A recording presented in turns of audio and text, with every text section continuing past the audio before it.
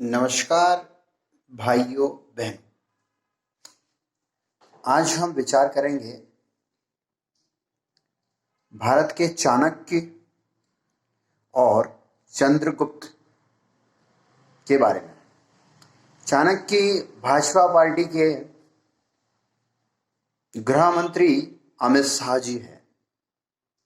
पूरी बुद्धि उनमें चाणक्य रूपी है और चंद्रगुप्त है हमारे प्रधानमंत्री नरेंद्र मोदी जी।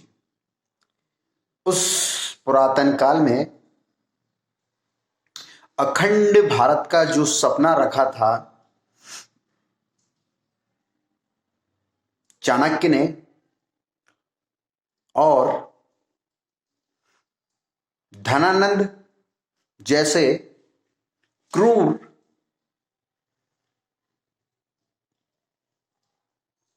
शासक को नाको तले चने चबा दिए जाने की रूपरेखा तैयार की थी।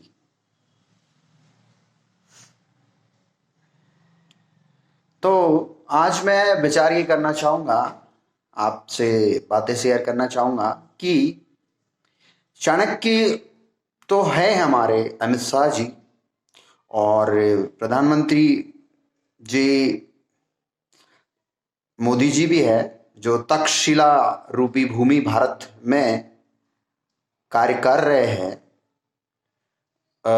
उनसे हमारा आग्रह है शिक्षा प्रणाली को बदलना। शिक्षा प्रणाली को इसलिए बदलना चाहिए कि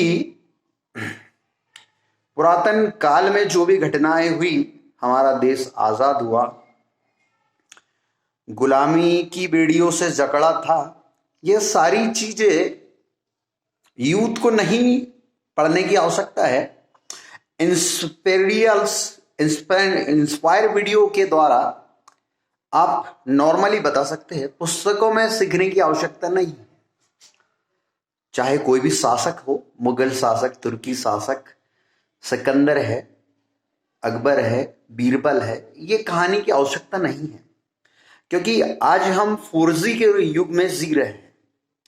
4G के बाद आएगा 5G, 6G, 7G, 8G, 9G, 10G, 11G, 12G, गिनती बढ़ते जाएगी 100 तक के। और उसके साथ ही साथ अपने पास जो टेक्नोलॉजी है उसकी क्षमता बढ़ते जाएगी, गति बढ़ते जाएगी। तो मैं मेरा वीडियो ज्यादा लंबा नहीं लेना चाहूंगा। बच्चा जैसे ही पैदा होता है ना, वो कंप्यूटराइज और टेक्नोलॉजी पैदा हो रही है। आज के युग में टेक्नोलॉजी पैदा हो रही है। कुछ देश हमसे आगे इसलिए है कि वहां पर जब बच्चा पैदा हो जाता है ना, उसके हाथ में ही टेक्नोलॉजी दी जाती है।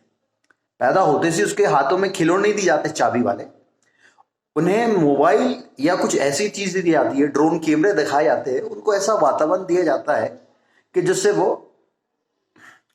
आगे बढ़े और चीजों को करे। हमारे यहां पुस्तकीय ज्ञान ज्यादा होता है, प्रैक्टिकल कम होता है। उदाहरण के तौर पे भारत में 1 लाख इंजीनियर निकल रहा है और 10,000 को नौकरी मिल रही है। इसका कारण ये है कि उनको प्रैक्टिकल अनुभव नहीं है और उनके परसेंटेज आप देखेंगे 99 तक भी है, मगर 99 और 90% वाला भी नौकरी के लिए जब जाता है तो उसको वहां से भगा दिया जाता है। सेकंड पार्ट बताना चाहूंगा, हमारे गुरुकुल में जो शिक्षा बांटी जाती है, उसके लिए जितने भी ब्राह्मण बन रहे हैं, जो वेद व्यासी, जो कथा परांगित जो निकल रहे हैं, वो कथाएं करते हैं। शिव पुराण, राम जी की कथा, कृष्ण जी की, सभी के करते हैं। मगर यदि वहां से भी 1 लाख निकल रहे हैं, सिर्फ 10,000 लोगों का नाम चलता है और उनके मेन मुद्दे होते हैं। मेन मुद्दे में पहला होता है गौरक्षा और दूसरा वृद्धाश्रम। तो वो आगे इसलिए नहीं बढ़ पा रहे कि प्रैक्टिकली चीजें वहां नहीं बता पा रहे, पब्लिकली हाईलाइट इसलिए नहीं हो पा रहे। तो ये दोनों सब्जेक्ट मैंने आपको बता दिए। धन्यवाद।